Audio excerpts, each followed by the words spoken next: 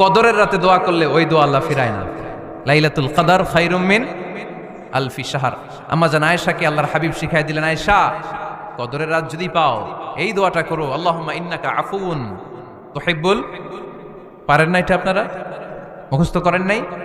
আল্লাহুম্মা ইন্নাকা তুহিব্বুল আফওয়া ফাআফু আন্নি। আল্লাহ আপনি ক্ষমাশীল, আল্লাহ আপনি ক্ষমা করাকে পছন্দ করেন, আল্লাহ আপনি আমারে ক্ষমা করে দেন। পড়েন আমিন। জুমার দিনে দোয়া কবুল হয়। আল্লাহর হাবিব বলেন একটা সময় আছে জুমার দিন দোয়া করলে কবুল করে কে? সময়টা কখন? মুহাদ্দিসিন ইকরাম অনেক ইখতিলাফ করেছে। সবচেয়ে গ্রহণযোগ্য মতামত হচ্ছে আসরের সালাতের পরে। জুমার দিন আসরের সালাতের পরে সূর্য ঢলে পড়ার আগে দোয়া করলে কবুল করবে কে? কোরআন খতমের পরে দোয়া করলে কবুল হয়। কোরআন খতম করেন না আপনারা? তারপরে যে দোয়াটা করবেন কবুল করে কে? হজে গিয়ে দোয়া করলে কবুল হয়। আরাফার ময়দানে তাওয়াফ করা অবস্থায় মুলতাজামে দাঁড়িয়ে। হজ উমরা করছেন কারা কারা দেখি?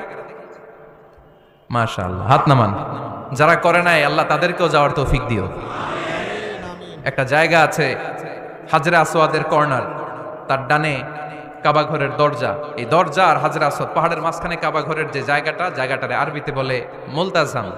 আরবিতে কি বলে? সবাই বলেন কি বলে? মুলতাজাম। এখানে দাঁড়িয়ে গা লাগিয়ে দোয়া করলে এই দোয়া আল্লাহ ফিরায় না। আমরা যেন সবাই মুলতাজামে দাঁড়িয়ে দোয়া করতে পারি। খুব ধাক্কা ধাক্কি ওই জায়গায়, সবাই চায় মুলতাজামে দাঁড়িয়ে দোয়া করি, কারণ ওখানে দাঁড়িয়ে দোয়া করলেই কবুল হয়ে যায়। তো ধাক্কা ধাক্কির মধ্যে, অনেক ধাক্কা ধাক্কির মধ্যে এক হুজুর চান্স পাইছে। তো এই মাওলানা ছিল খুব চালাক মাশাআল্লাহ। উনি অনেক ধাক্কা ধাক্কি করে কোন রকম মুলতাজামের মধ্যে যে গা লাগাইছে, লাগাই একটা দোয়া করছে। দোয়াটা হইতেছে, আল্লাহ জীবনে যত দোয়া করছিলাম আর যত দোয়া করব সব দোয়া তুমি কবুল করে নিও। এটা কইতে দেরি আরেক ধাক্কায় দূরে যেয়ে পড়ছে। কোনো সমস্যা নাই, যা চাওয়ার চাই লইছি। কত বড় চালাক দেখছেন? আল্লাহ বাড়ি দাও, গাড়ি দাও, নারী দাও, খ্যাতি দাও, এটা দাও, ওটা দাও। কয়টা চাবে? একটা চাইছে। আল্লাহ জীবনে যা চাইছি আর যা চামু সব কবুল করো। বিশ্বাসীরা বোকা হয় না, বিশ্বাসীরা ঝুঁক বুঝে কোপ মারে, সময় মতো কাজ করে। আওয়াজ করে বলতে হবে ঠিক কিনা? তাহলে এই সময়গুলো দোয়া করলে কবুল করবে কে? মুসাফিরের দোয়া আল্লাহ ফিরায় না, সফর করলেই দোয়া। মাজলুমের দোয়া আল্লাহ ফিরায় না, কেউ জুলুম করলেই দোয়া। আম্মা আব্বার দোয়া নিলে এই দোয়া আল্লাহ ফিরায় না। আম্মা আব্বার কাছে দোয়া চান তো? গোটা দুনিয়ার সব পীর সাহেব কোরআন খতম করে এইখানে ফু দিছে এই বোতলে, আপনার আম্মা শুধু বিসমিল্লাহ বলে এই বোতলে ফু দিছে, মুহূর্তের মধ্যে আপনার মায়ের দোয়াটা আরশে উঠে যাবে। এজন্য আব্বা আম্মার কাছে দোয়া চাবো, রাজি আছেন? দোয়া কবুলের 5টা শর্ত বলে আজকের আলোচনা শেষ। 1 নম্বর শর্ত, ইউর ইনকাম শুড বি হালাল। হারাম খাইয়া দোয়া করলে কবুল হবে না, ঠিক কিনা? কোটি কোটি টাকা কামাইছে, মসজিদ বানাই দিছে, 1000 কোটি টাকা দিয়ে এতিমখানা, কোনো লাভ হইছে? কোনো লাভ হয় নাই। ইন্নাল্লাহা তাইয়্যিব লা ইয়াকবালু ইল্লা তাইয়্যিবা। আল্লাহ পবিত্র, আল্লাহ যেটা গ্রহণ করে ওইটাও হওয়া লাগবে। লা ইয়াকবালু ইল্লা তাইয়্যিবা। হারাম থেকে আল্লাহ কবুল করে না। এক সাহাবী, এক লোক আল্লাহর হাবিবের জামানায় কাবা ঘরের চারদিকে কাঁদতে কাঁদতে, আওয়াজ করবেন না, কাঁদতে কাঁদতে, ঘামতে ঘামতে, দোয়া করতে করতে শেষ। ইয়া রব, ইয়া রব, মাফ করো, মাফ করো। সাহাবীরা দেখে বলে, এর চেয়ে বেশি আমল তো কাউরে করতে দেখলাম না, আজকে তার সব দোয়া কবুল। বিষ্ণু বললেন, তোমরা তাই মনে করো? মাতাআমুহু হারাম, ও যা খায় হারাম খায়। মালবাসুহু হারাম, যেটা গায়ে দেয় হারাম টাকার জামা।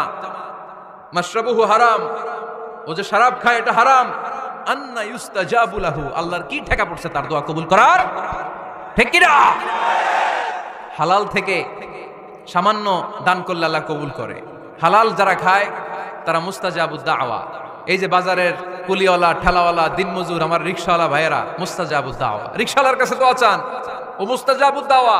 ওরে ধমক দিয়েন না, ও দোয়া করলে আপনার জীবন উজালা করে দিবে কে? আপনার বাড়ির দারোয়ান হতে পারে মুস্তাজাবুদ দাওয়া, কারণ বেতন পায় 5000, ওর হারাম ঢুকবে কেমনে? যেটা খায় ওইটাই হালাল। এজন্য আপনার ইনকাম হালাল হতে হবে দোয়া কবুলের জন্য। শর্ত নাম্বার 1। শর্ত নাম্বার 2, দোয়া করার সময় দোয়া করতে হবে একজনের কাছে। তিনি কে? আল্লাহর কাছেও কিছুক্ষণ মসজিদে চাইলেন, আবার মাজারে যেও বাবার কাছে চাইলেন, দোয়া একেবারে কবুল। কবুল হবে? খবরদার, চাইতে হবে একজনের কাছে। তিনি কে? 3 নাম্বার শর্ত, দোয়া করার সময় ইয়াকিন থাকতে হবে। ইয়াকিন, উদউল্লাহ ওয়া আনতুম মুকিনুনা বিল ইজাবা, এমন ভাবে দোয়া করেন যে আপনি নিশ্চিত আমি যা বলছি আমার আল্লাহ শুনছেন, আমি যা বলছি এই দোয়া আল্লাহ কবুল করবেন, অবশ্যই করবেন। আল্লাহর উপর আস্থা একটু কম না? কম না বেশি? যার আস্থা বেশি তার দোয়া কবুল হওয়ার সম্ভাবনাও বেশি। আপনি যদি সন্দেহে হায় রে দোয়াটা যে করতেছি না জানি কবুল না হয়, ওই দোয়া জীবনেও কবুল হবে। উদউল্লাহ ওয়া আনতুম মুকিনুনা বিল ইজাবা, এমন ভাবে আল্লাহর কাছে চাও যে তুমি নিশ্চিত কবুল হয়ে যাবে। 4 নাম্বার শর্ত, আল্লাহর হাবিবের উপর দুরূদ পড়া। পড়েন সাল্লাল্লাহু আলাইহি ওয়াসাল্লাম। আল্লাহর হাবিবের উপর দুরূদ পড়তে হবে দোয়া শুরুতে, মাঝে কিংবা শেষে। যদি আল্লাহর হাবিবের উপর দুরূদ না পড়েন ওই দোয়া কবুল হবে কুল্লু দুআইন মাহজুব মাওকুফ বাইনা সামাই ওয়াল আরদ হাত্তা ইউসাল্লা আলাইয়া। আল্লাহর হাবিব বলেন জীবনে যত দোয়া করছো আমার উপর দুরূদ না পড়লে আকাশ জমিনের মাঝখানে এটা পেন্ডিং হয়ে থাকে। কি হয়ে থাকে? সবাই বলেন। পেন্ডিং শব্দটা কি আপনাদের কাছে অপরিচিত নাকি? মেসেজ করছেন বন্ধুরে, মোবাইলে টাকা নাই, মেসেজটা কি হয়ে থাকে? পেন্ডিং। তো দোয়া করছেন, দুরূদ পড়েন নাই, পেন্ডিং। আজকে রাত্রে যে ইচ্ছা মতো আল্লাহর হাবিবের উপর দুরূদ পাঠিয়ে দিবেন, যত দোয়া পেন্ডিং হয়ে আছে সব আরশে উঠাই দিবে কে? দোয়া কবুলের সর্বশেষ শর্ত হচ্ছে মুওয়াফাকাতুদ দোয়া বিদ-দাওয়া। দোয়ার সাথে দাওয়া লাগবে। দোয়ার সাথে সবাই বলেন, দোয়ার সাথে কি লাগবে? দাওয়া। দোয়া করলেন আল্লাহ পরীক্ষায় ফার্স্ট হওয়ার তৌফিক দান করো, লেখাপড়ার সাথে কোনো খবর নাই, একেবারে ফার্স্ট হয়ে যাবেন। অনেক সময় মাহফিল শেষে অনেক বাবারা কলম নিয়ে আসে আমার কাছে। আমি বললাম ঘটনা কি, কলম হাদিয়া দিবেন নাকি? কয় না হুজুর। তো কি?